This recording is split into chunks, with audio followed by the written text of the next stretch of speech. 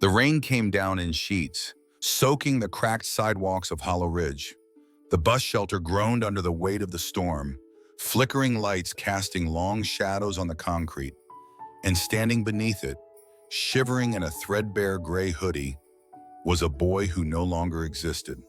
Not officially, not legally, not to the parents who had cast him out.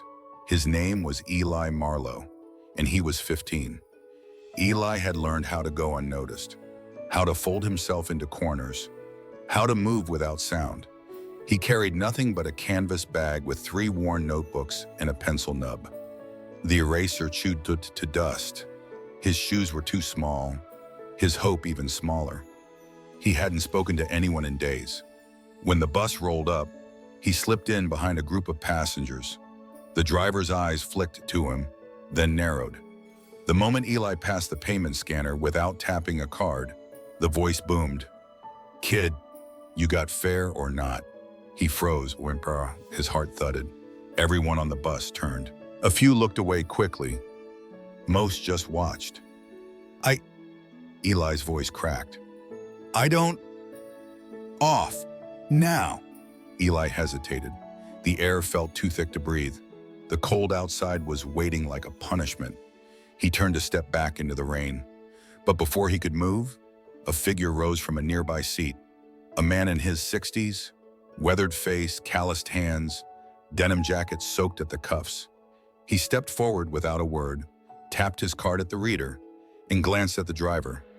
For him, the driver grunted but said nothing more. Eli stared. The man didn't smile. He just tilted his head toward the empty seat beside him. "Sit.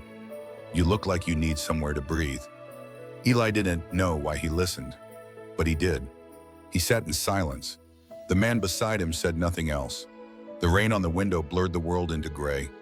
Eli pulled his knees to his chest, pretending not to care. But for the first time in days, the tension in his shoulders eased. Just a little. The man beside him was Raymond.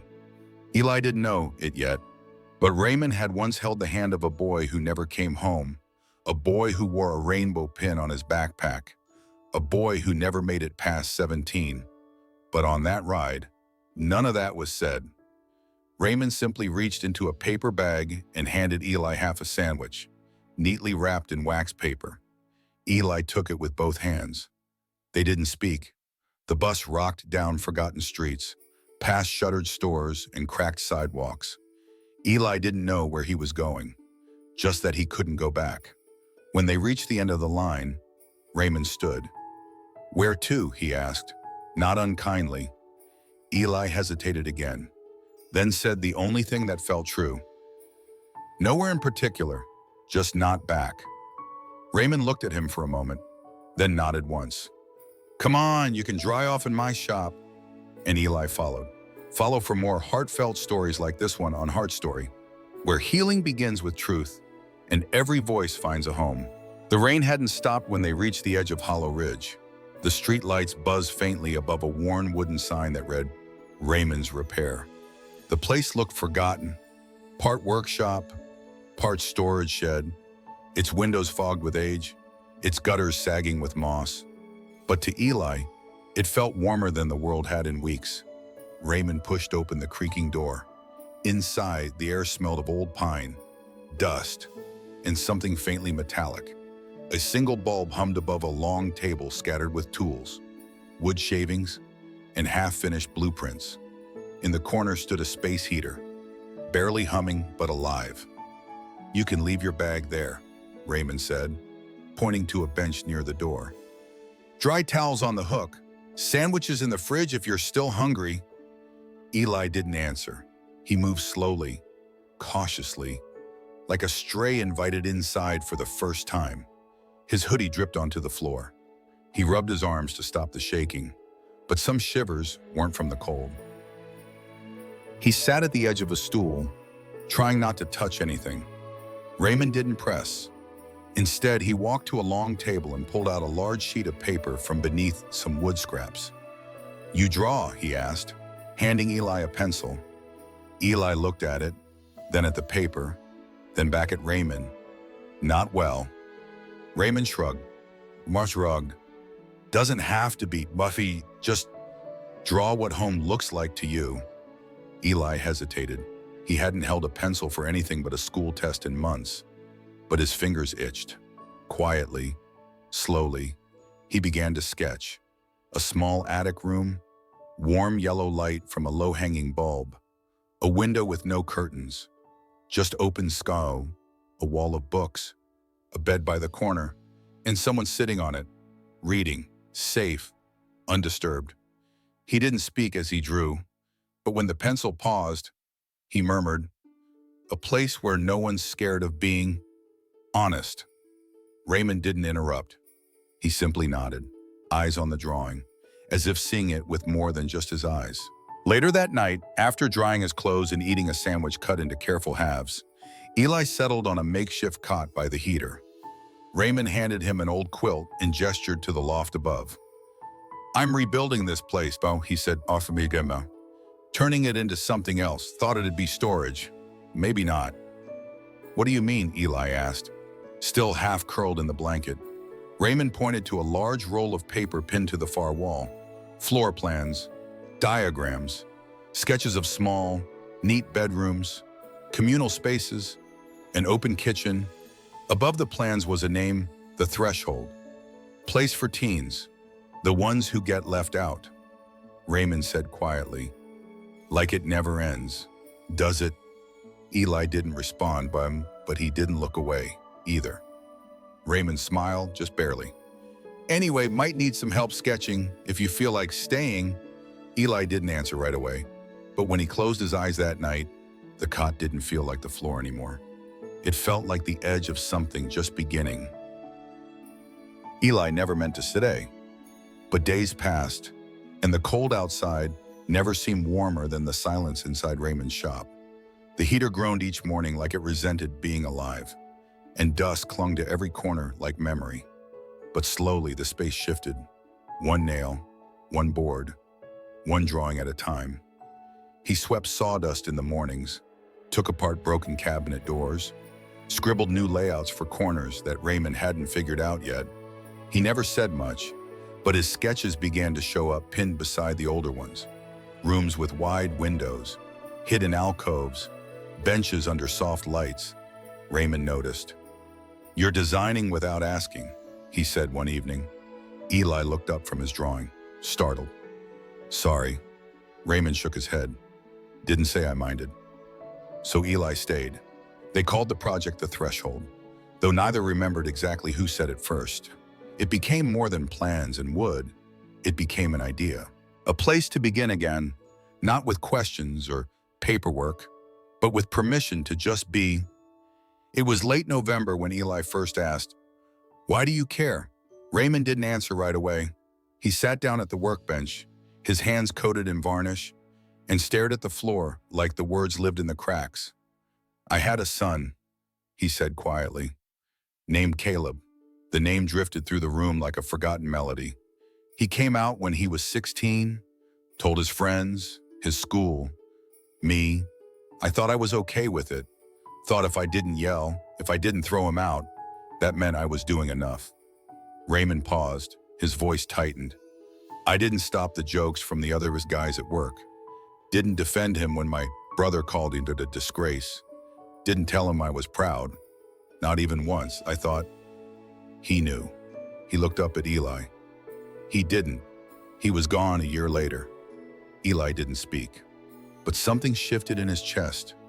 A quiet understanding. Not forgiveness, not pity, just knowing. That night, Raymond handed Eli a small tin box. Inside were colored pencils, old, half-used, dull at the tips, but still whole.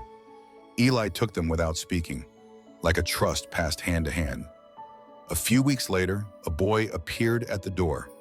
Micah was 13, sharp bones and wide eyes, holding a torn backpack and nothing else. He hadn't eaten in 2 days. Eli found him curled under the awning during the first snow of December. He didn't ask questions. He just reached out his hand and said, "You can stay." No one asked why here. Micah stayed. Then came another. a girl with shaved hair and bruises on her collarbone, then twins who wouldn't speak but always held hands. One by one they came, like the wind had whispered them a direction. Raymond cleared out the supply closet and turned it into a bunk room. Eli sketched storage under beds, hooks low enough for short arms, a hallway of light.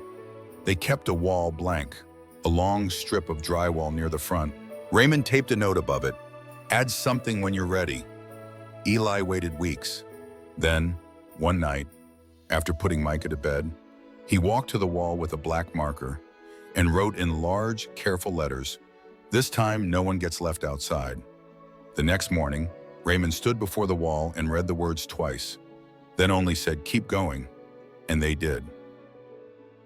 The threshold no longer felt like a repair shop, not even a shelter. It became something entirely different, half home, half promise. The scent of fresh wood replaced the old rust and varnish. Light crept in through newly cleaned windows. Laughter, hesitant at first, now drifted down the halls like music that didn't need to impress anyone. There were no uniforms, no rules pinned to bulletin boards, but there were soft rules, etched in quiet moments, like Eli reminding the new kids where the cereal was without asking, or Raymond fixing broken cabinet doors before they were noticed. Every room had a signature, a shelf Micah painted bright green, a reading nook the twins filled with handmade cushions, and in the corner of each space, Eli insisted on leaving one section untouched, a place he called the free corner, a blank wall, a piece of fabric, a patch of chalkboard paint. It was theirs. No explanation required. Eli taught them how to hold a pencil without fear of being wrong, how to sketch without rulers, how to imagine a room that felt like it knew your name. Raymond watched, sometimes silently, sometimes with awe he didn't show. One night, after the others had gone to bed, he walked up to Eli with a folded sheet of paper. "You might want to look at this." Eli unfolded it slowly. A short article from a local news site. The headline read, "Safe Haven for LGBTQ+ Youth Rising in Hollow Ridge." They hadn't wanted attention, but someone had talked. Maybe a neighbor, maybe a teacher. The article was short, but the image was unmistakable, Eli's attic design, with the words, "This time, no one gets left outside," written in bold across the mural wall. Raymond looked worried. "If people start showing up..." Eli didn't blink. "Then we'll make space." Raymond gave a slow nod, a sadness behind his eyes. That evening, Raymond called Eli upstairs to the attic.